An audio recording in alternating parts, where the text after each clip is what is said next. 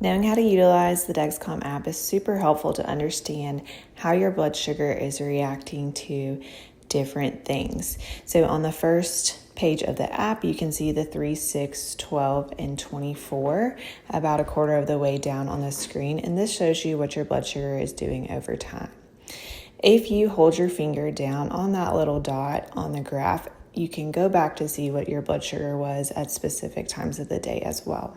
It's also important to pay attention to the number next to your glucose. So this slight upward arrow just means my blood sugar is going slightly up.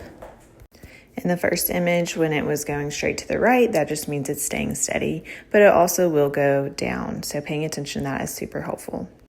Okay, here's another view straight from the Dexcom website. So that first one, it is just staying steady. The second one, it is slowly rising or falling.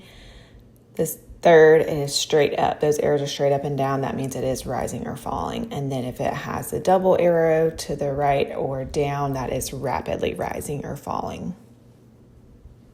Next up is the log. So click log at the bottom of the screen and then the plus button at the top right, and you will see all of these features. I will go through a few of them, but please take some time to look over these because these can be super helpful in the learning process. The very first one, blood glucose, is a perfect one to remember because you can use it as a calibration. So you can check your blood sugar on your glucometer. If it's off, you can add it here, and then the app will calibrate your Dexcom.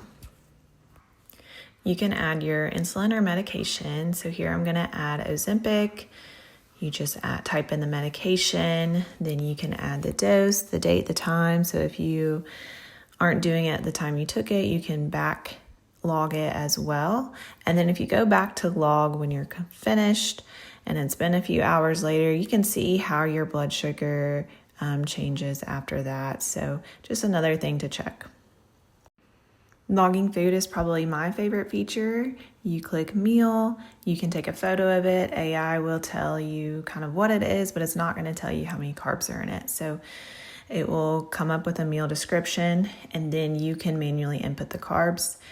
Even if you don't know the carbs or don't put them in, I think this is still a good idea because when you share this with your clinic, we are able to see those pictures. When you go back and you click on your meal, you can see your blood sugar at the start of the meal and then 3 hours after that, and it will show you the exact numbers. So it's pretty cool.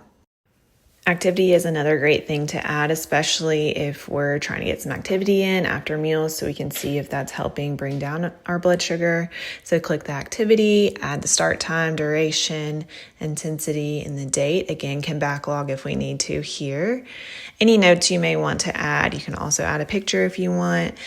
After you save it and time has passed, you can go back, pull it up in the log, and then see how your blood sugar changes and see that graph when you are having that activity.